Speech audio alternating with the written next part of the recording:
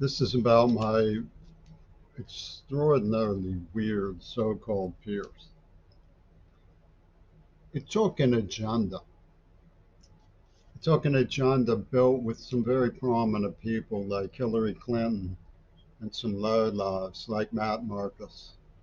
It took an agenda to make it possible for somebody to be deceived, abused, tortured, ruined, psychologically implanted with a nerve weapon, lied about by confirmed ripoff artists. One of them was arrested on an $8 million museum heist. Another one promulgated slanders of espionage that were planted in advance. They came out too soon with the album So for them not to have known what was in the script by Gail Burstyn already. And a very weird super personality was impinging, as they put it, on the persona, as they put its experience. And nobody helped me call them on it. They said that my playing into entrapment was proving that I am what they said I am, even though they remained invisible, even though they remained string pullers, even though they were involved in illegal activity, even though they were involved in entrapment, even though they lied every step of the way, even though they remained hidden and unidentified, and there was a need to investigate.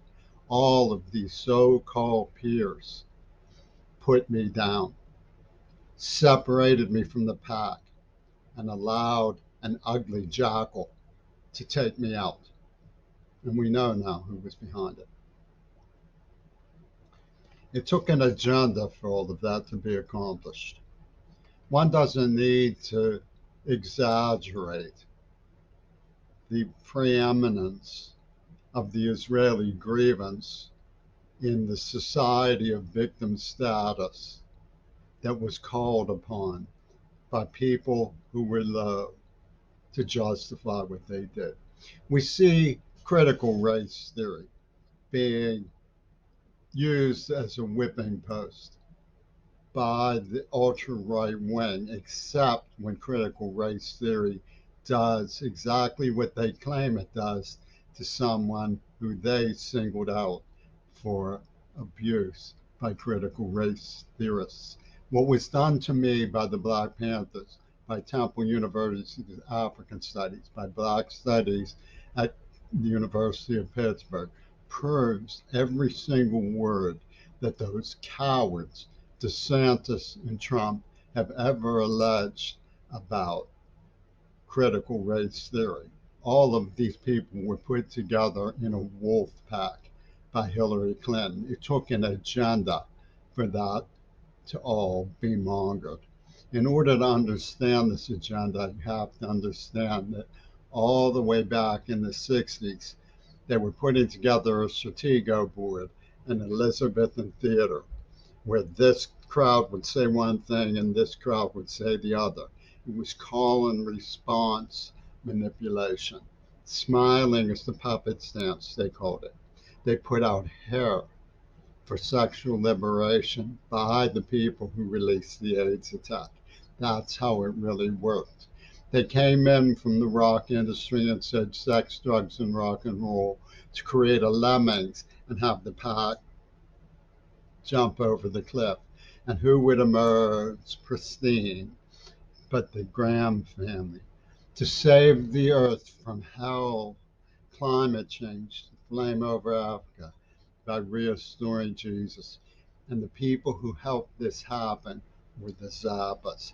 They conjured the idea of validate that the only world cosmology that could possibly apply is Christian world theology in the opposite form. In other words, they attacked the church.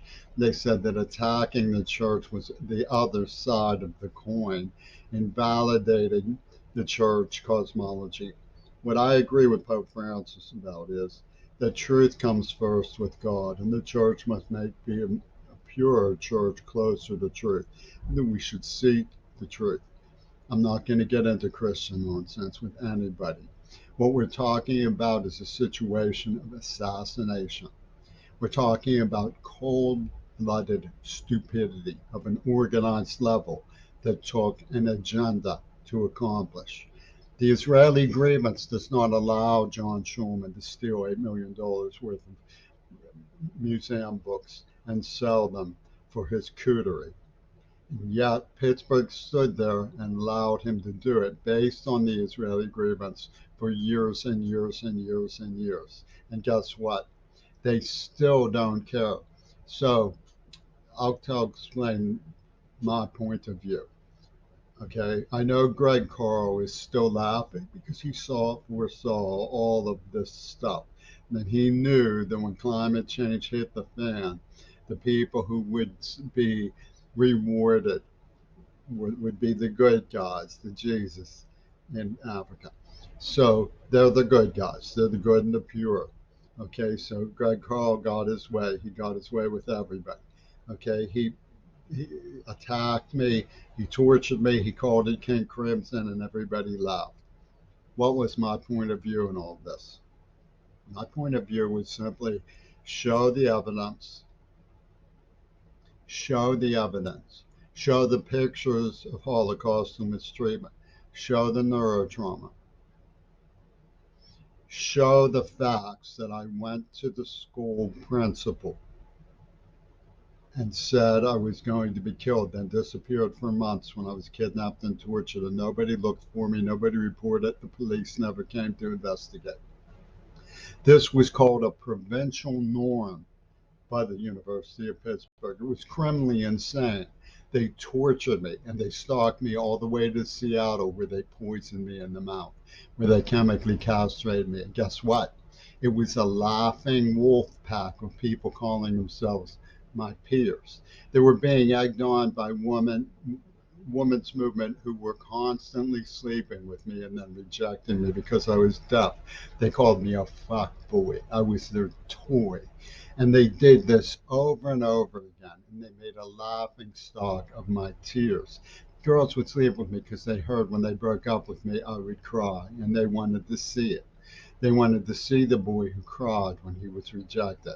I was deaf and suffering of pre-seizure syndrome.